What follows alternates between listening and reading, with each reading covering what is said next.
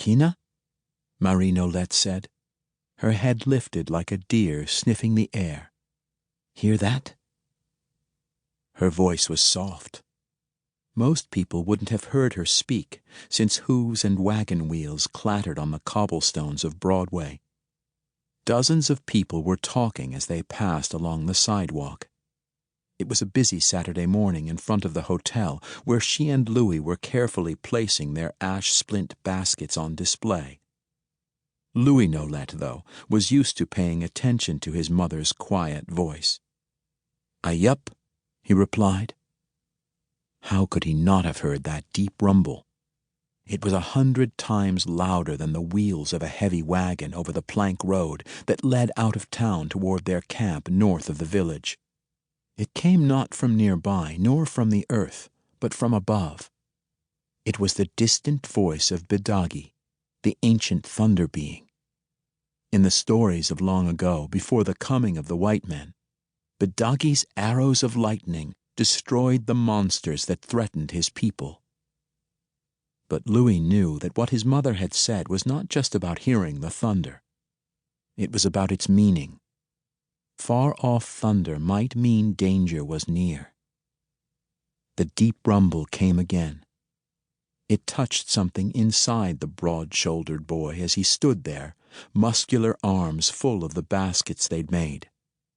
Old Bidagi was walking the sky somewhere above the Kaidaros range to the north of the town. Maybe he was looking down now from the clouds over the swamps by Ireland Vlai, where Louis had found the black ash trees for these baskets. Papa, Louis thought, you taught me well. I have not forgotten one bit. I know how to find the right trees, how to thank them properly before cutting them. I remember how to use the heavy club to pound along the peeled ash trunk as it is on the ground. Tunk, tunk, tunk. Tunk, tunk, tunk.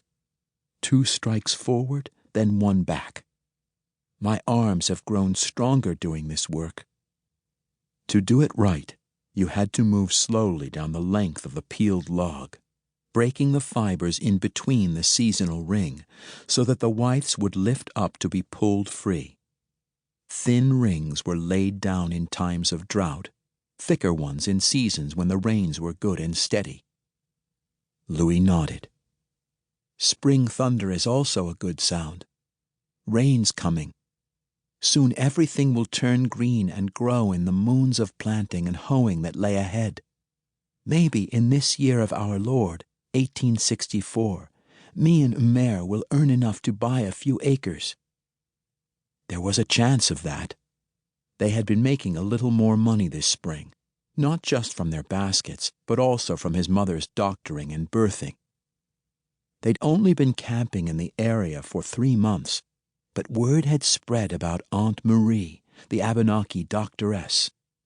Country folk hereabouts had learned that Marie Nolette was the best to call upon for certain things, especially the way she understood what to do when a mother's time came to bring her child into the light of day.